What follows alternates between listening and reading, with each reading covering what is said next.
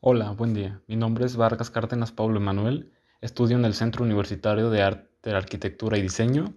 Esta es una exposición referente a la materia Proyecto 1, Contextualización Arquitectónica, y hoy voy a exponerles un par de temas, y estos son cánones de belleza y tipos de dibujo. Comencemos. Cánones de belleza. Antes que nada, ¿qué es un canon de belleza? Bueno, este es el conjunto de aquellas características que una sociedad considera convencionalmente como hermoso o atractivo. Este es históricamente variable y no suele ser común entre las culturas. Esta belleza del atractivo personal es lo que ha atraído el interés de múltiples pensadores a lo largo de toda la historia. Estos han existido desde hace miles de años como nosotros, y a continuación haré mención de los más famosos que han ocurrido en los pasados años de la humanidad. Cánones de belleza antiguos. La Grecia antigua. El arte griego se origina a través de la búsqueda de la belleza ideal a partir de la recreación del mundo platónico. Inclusive uno de los principales rasgos que define esta época es la exploración de un mayor conocimiento en la anatomía humana en su máxima expresión. A través de dicha búsqueda se comenzaron a manifestar cánones de belleza determinados que comprendían proposiciones ideales para la representación perfecta del ser humano, hablando dentro del imaginario arte griego. Es por esto que el arte griego contempla tres conceptos estéticos que más tarde predominarían en la cultura occidental. 1. El cuerpo humano es fundamento de toda belleza. 2. La belleza existe a través de la armonía de las medidas, proporciones y simetría. Y 3. La belleza se fundamenta en la imitación de la naturaleza, pero idealizada. Estos conceptos tomarían más fuerza a partir del surgimiento de la estructura griega durante los siglos IV, III y II a.C. Así, en cuanto surgió una conexión entre la simetría del cuerpo humano y el artificio de las matemáticas, adquirió una gran importancia a la hora de esbozar un ideal estético. En Grecia se decía que un cuerpo es considerado como bello cuando todas sus partes están proporcionadas a la figura entera. Estas proporciones materializan ya, ya en la estructura se distinguía entre el sexo masculino y femenino. El masculino estaba basado directamente en los perfiles de los atletas griegos, que eran sustantivos que graficaban en el canon estético de este género, mientras que en el aspecto femenino, las esculturas de las mujeres representaban un perfil más bien robusto y sin sensualidad. Sus ojos eran grandes, la nariz era afilada, la boca y las orejas eran de regular tamaño, las mejillas y el mentón ovalados. No fue hasta la etapa helenística en que los temas de género y la figura femenina desnuda en la escultura griega tomaron más fuerza. La figura femenina pasa de aquel modelo robusto y sin sensualidad a un cuerpo con formas curvas y develando más que la figura femenina. Los cuerpos femeninos en el imaginario del arte griego reflejan igual o más naturalismo que los masculinos. Las mujeres eran grabadas con piernas gruesas, firmes y definidas, torsos con formas de reloj de arena a partir de la cintura alta, caderas anchas pero decreciendo hacia las piernas y pechos redondos pero no grandes como son muestra de aquello. Con respecto al rostro, habría también un canon determinado. La boca debía tener una vez y media el ancho correspondiente a la nariz y los ojos debían de estar paralelos a la distancia del ancho de uno solo. Aquí se muestran unas obras de arte de la época que podemos apreciar, como lo son la Afrodita de Praxiteles, la Amazona de Fidias, el Apolo de Belvedere y Laoconte y sus hijos.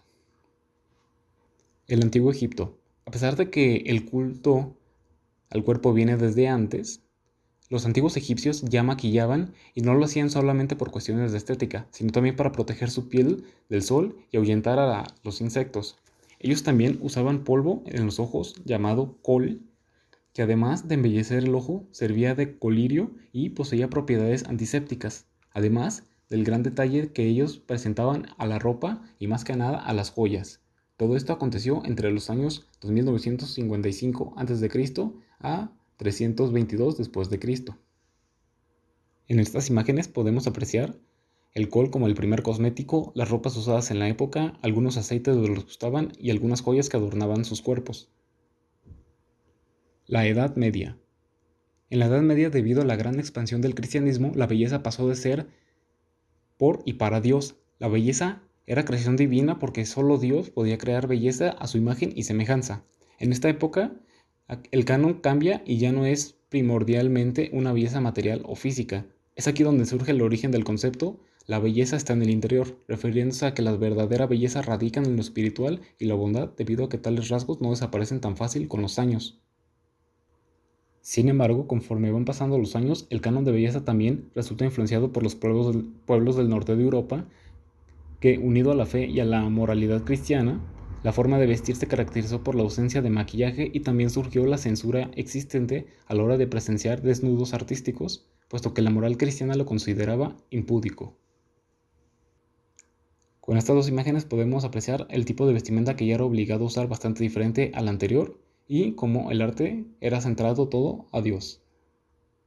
La antigua China. Si nos vamos a la lejana China por allá del siglo X, nos toparemos con la tan famosa práctica de los pies de flor de loto, los cuales consisten en que las niñas desde los 4 años de edad y previamente haberles untado los pies con leche de animales, sangre y otras hierbas para tratar de prevenir infecciones, se les rompían 4 dedos del pie, se envolvían en seda y se presionaban contra un tablón hasta los 14 años. Además del terrible dolor para aquellas niñas, estas jamás podrían volver a caminar con normalidad.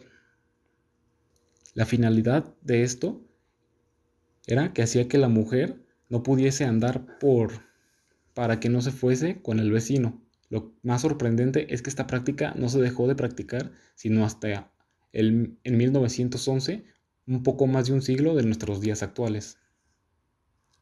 En estas imágenes podemos apreciar cómo claramente esto es una fractura y cómo es un daño severo que le ocasionaban a los pies femeninos de aquel entonces.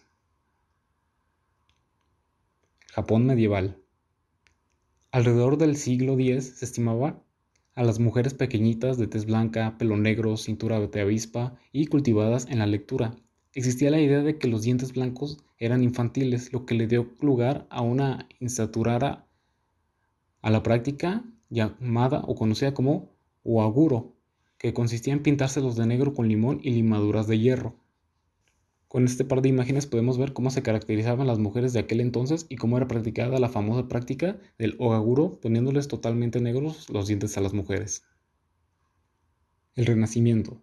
Esta es también una época floreciente de renovación, de descubrimientos, en la que se lucha por dejar atrás las supersticiones del oscuro medievo y se parte de la última época que se consideró de esplendor, conocida como la épica clásica. Sin embargo, desprenderse de los 1000 años anteriores es imposible, así que debido a eso, aquí también se estilizaba la tez blanca del periodo anterior, pero las formas son más redondeadas, las manos y los pies pequeños, las caderas también redondeadas y, en contra de la austeridad anterior, los labios y las mejillas se visten con un poco de carmín. Aquí podemos ver algunas obras, pinturas, estatuas o dibujos que fueron de los más icónicos de la era, como lo viene siendo la Venus de Botticelli, el David de Miguel Ángel y el Hombre de Vitruvio. El Barroco. Este periodo duró desde el siglo XVII al XVIII. Aquí tocó el turno de las pelucas tanto en hombres como en mujeres, además del abuso del perfume, los polvos blancos en la cara y el cuerpo o maquillarse y recalcar las venas, así como también la tortura con los corceles, que llegaban a privar del aire a quienes los vestían, llegando a producir desmayos, malformaciones óseas y otras cosas. Por otra parte, también en esta época, cuando se conoció el concepto moderno del maquillaje, por aquel entonces hombres y mujeres se pintaban en la cara un lunar negro que, dependiendo de su posición, podían tener uno u otro significado. En esta época a las mujeres les gustaba tener la piel blanca, cinturas estrechas, manos pequeñas y una frente muy redonda. Para lograr esto último, se afeitaban las entradas del cabello de la cara y se arrancaban cejas y pestañas. Estas imágenes nos pueden mostrar claramente cómo se usaban los vestidos, aquellos lunares, las pelucas exuberantes y las demás cosas. La época victoriana. Esta época surgió de 1837 a 1901. Aquí existieron las figuras de las ayunadoras, que hoy en día las conoceríamos como anoréxicas, mujeres que decían que no comían ni bebían absolutamente nada. La sociedad las llamaba las divinas, porque esta supuesta falta de necesidad de comer como el resto de los seres humanos. Las personas de esta época fueron también los precursores del piercing en el pezón, ya que según ellos les parecía que les hacía el pecho más redondo. Además, los tatuajes, que eran desde mucho antes mal vistos, empezaron a popularizarse. Dos personas históricamente importantes de este periodo son estas dos mujeres, la duquesa de Leinster y la engalanada dama victoriana. En la actualidad, la discriminación estética es un hecho que afecta hoy tanto a hombres como mujeres. Sin embargo, las mujeres se sienten más presionadas y se ven juzgadas por los cánones estéticos con el tiempo, que son más grandes y exigentes. Para ser sinceros, la belleza es un punto objetivo, así que no debería esta de ser impuesta por nosotros los hombres, así como algo general, ya que solo son nuestras opiniones y no es que alguien diga que es lo correcto o no correcto, simplemente que cada quien va a tener diferentes gustos y diferentes puntos de vista. El dibujo. ¿Qué es un dibujo? Bueno, el dibujo es el arte por el cual queda plasmada una imagen sobre un lienzo.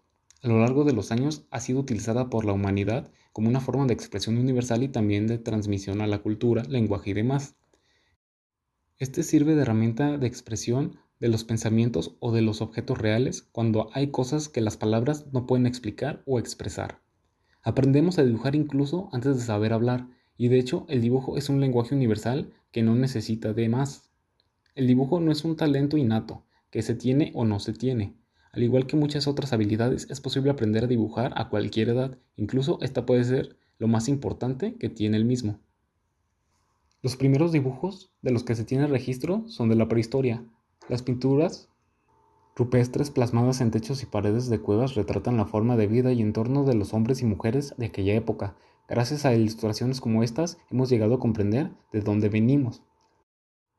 El dibujo existe desde hace aproximadamente 5000 años y actualmente está en su máximo auge.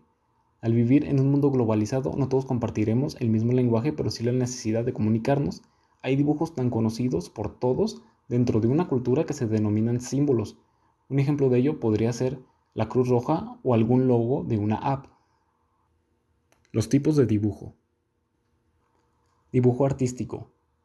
Este se define como el tipo de dibujo que sirve para expresar ideas filosóficas o estéticas, así como sentimientos y emociones. Aquí el artista dibuja cosas, las dibuja tal como las ve emocionalmente de acuerdo a su propia peculiar manera de percibir la realidad de su entorno. Este tipo de dibujo requiere aptitudes especiales como las personales y naturales.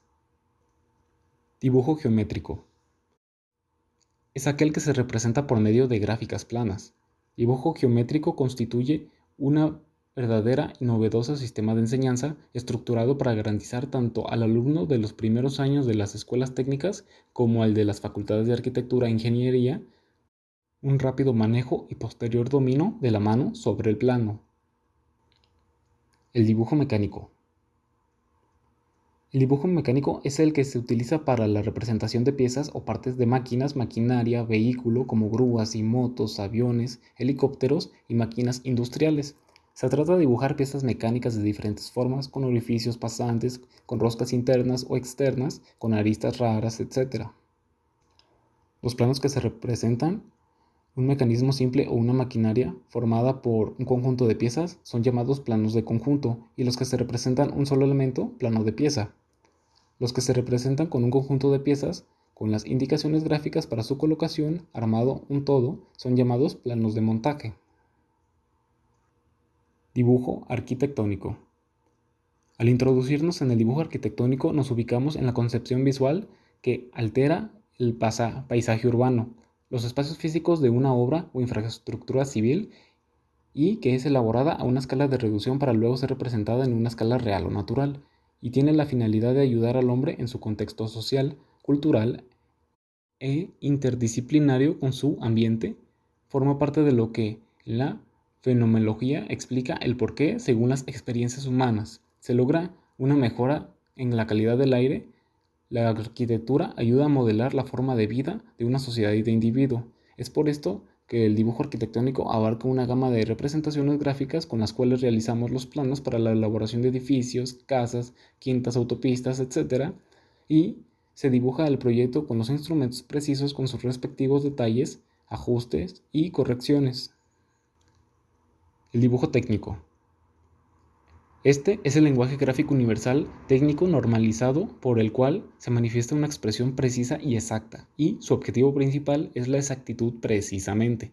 Las aptitudes para esta clase de dibujo por lo general son adquiridas, o sea, que se llega a través de un proceso de conocimiento y aprendizaje, que se subdivide en dibujo técnico especializado según la necesidad o aplicación, los más utilizados o difundidos en el entorno técnico y profesional. Cada uno se caracteriza porque utiliza una simbología propia y específica, generalmente normalizada legalmente.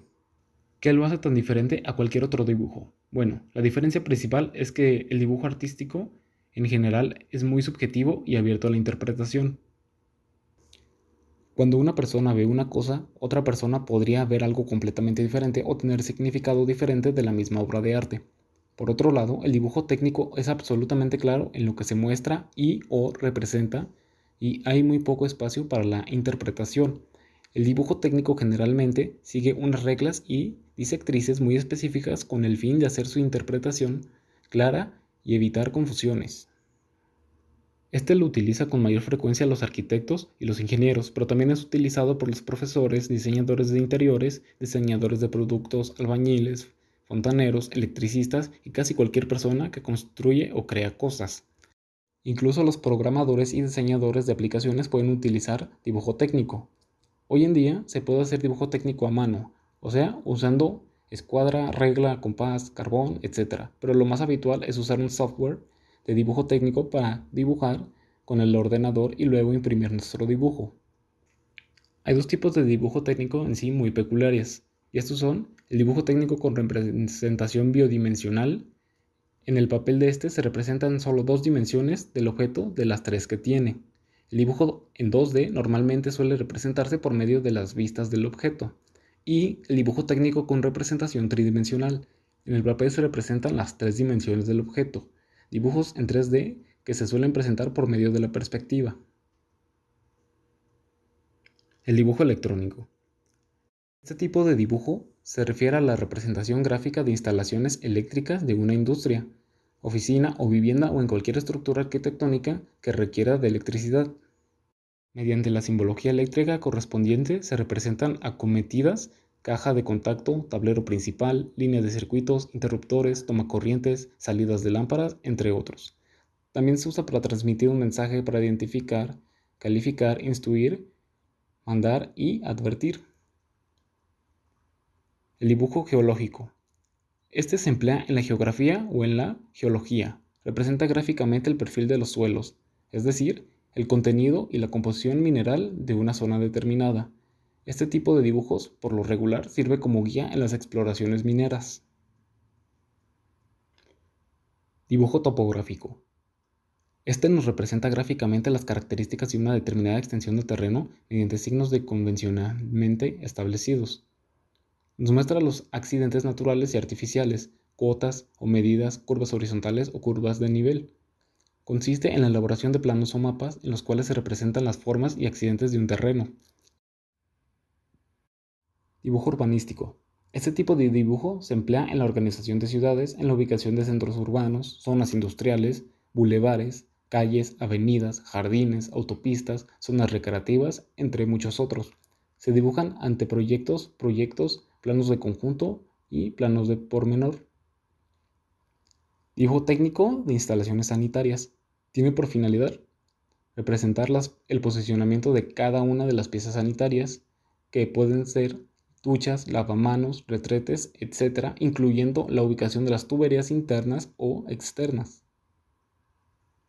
Dibujo simbólico. Este trata de expresar todo aquello que pertenece a un simbolismo, utilizando formas que identifican una idea u concepto. Generalmente estos dibujos se utilizan para transmitir una idea o concepto, constituyendo las palabras, dándole al espectador la identificación de un concepto concreto que representa una idea. Este tipo de dibujo estimula una comunicación que puede convertirse fácilmente en conjunto de hechos, ideas y demás, traspasando la barrera de lo concreto. Este puede tener un nivel tal de abstracción que puede representar una idea y a la vez representar otra cosa, estimulando múltiples comunicaciones a la hora de la interpretación hecha por el espectador. Un símbolo no es solo una figura. La representación más común de un símbolo se basa en las letras, en los números. Estos representan sonidos que las personas utilizan para comunicarse o para expresar cantidades y cálculos sobre determinadas situaciones o procesos intelectuales. Para que un dibujo tenga carácter simbólico, no solo debe tener una forma que pueda concordar a un símbolo, sino que debe ser reconocido como tal, estar dentro del manejo y lenguaje de todas las personas, de manera que el dibujo puede ser leído con el carácter simbólico con que el autor quiere. De lo contrario, el dibujo solo será, sin significado determinante, sujeto a miles de personas, intérpretes, más no el reconocimiento de la idea que se quiere transmitir. Y por último, tenemos el dibujo estético. Este se caracteriza por representar la realidad directamente o puede ser una recepción de la misma hecha por el artista, que puede ser de cualquier cosa hecha con un cuidado sorprendente.